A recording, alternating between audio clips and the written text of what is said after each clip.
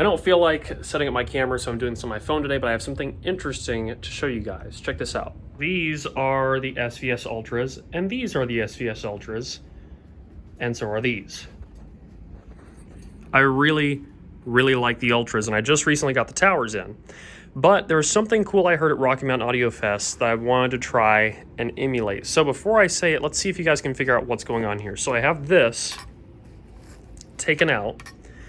So we're only using the tweeter, but look here. The phase is backwards.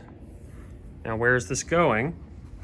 Well, this one is running all the way over here and is getting its power from this tower. What in the world could be happening here? Why would I be doing that? Well, at Rocky Mountain Audio Fest, I saw something that Polk Audio did. Now, it was a tower, and each tower had 2 sets of mids and 2 sets of tweeters that were slightly angled. And there's a cable that runs between them. You okay, pup? There's a cable that runs between the 2 speakers, left and right. And what it does, essentially, is take this tweeter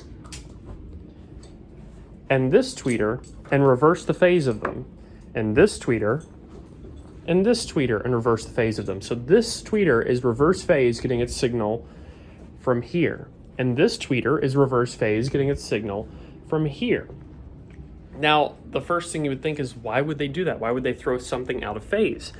But what it did is it created a perfect brick wall in the center of the room. And the imaging was straight left, straight right. There was no crosstalk.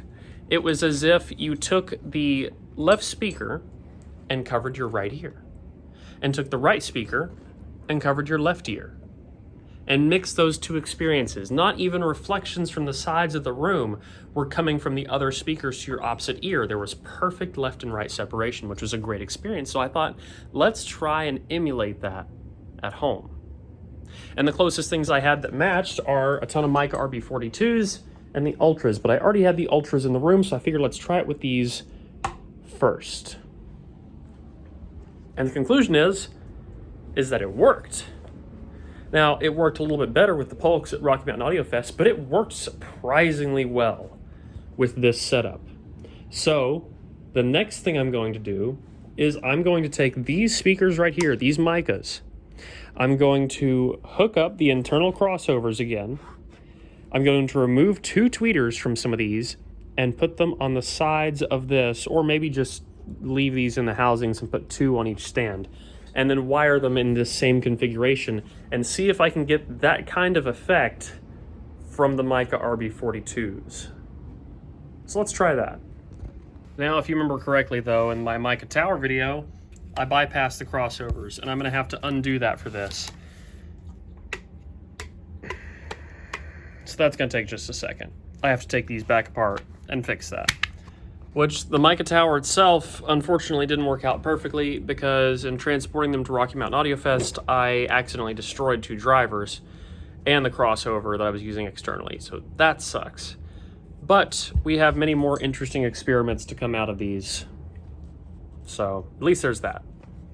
So these are just hooked up to these wires. I've been unhooking them and hooking everything up back to here, but I realized after 2 I only need the tweeter hooked up, so I'm just gonna leave this woofer out because if I hook it up, it's not gonna do what I want to do. So I'm just gonna hook up the tweeters in the last 2 of these and leave the woofers sitting out like this for now, but I'll hook them up differently later. Okay, so I got it hooked up. Tweeter, woofer, tweeter, no woofer. This tweeter and this tweeter are reverse phase, same signal. This tweeter and this tweeter are reverse phase, same signal. So you can see it back here. Signal from the amp, signal from the speaker, goes all the way over here, up into this one in reverse phase. And the same thing here in reverse. Now, there's one thing I think this is missing. It's a little bit more low end, so I'm going to take a woofer, put it back in here, but reverse these pins so that the woofer is in phase, but the tweeters are out of phase. So this tweeter, this woofer, and this woofer are going to be in phase. This tweeter is going to be out of phase with that side. This tweeter, this woofer, and this woofer in phase, this tweeter out of phase with that side.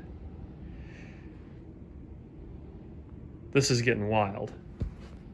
Okay, so I got these woofers hooked up, but any logical person is going to think, wait, this woofer, even if you reverse the phase on it, is going to be coming from the wrong channel, right? Well, no, because what I've done here is I've taken the output of this crossover, ran it out the back here to this speaker, and then it's wired back reverse phase into this. So this is then correct phase of this side. And this has been reversed again, so this is technically correct phase of this side because it's getting signal from the other side, which is reverse phase of the signal from this. It's crazy, but let's see if it works. Okay, I got busy with a lot of stuff. It's nighttime now, but I figured something out. So, the micas, I experimented with them in like just a billion different setups, and this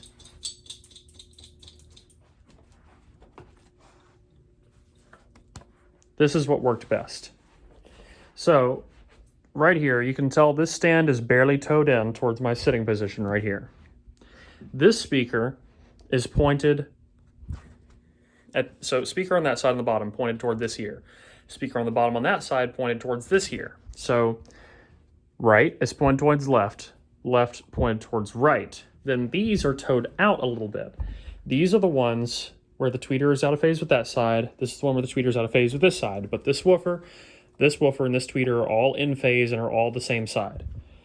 This woofer, and this tweeter are all in phase and are all the same side, which is why there's 1, 2, 3, 4, 5, 6 wires all running out of these speakers because I had to cross back and forth a billion times to make that work. And did it? Yeah, actually it totally did. It sounds really, really cool. It's going to be a big preference thing, whether or not you like it.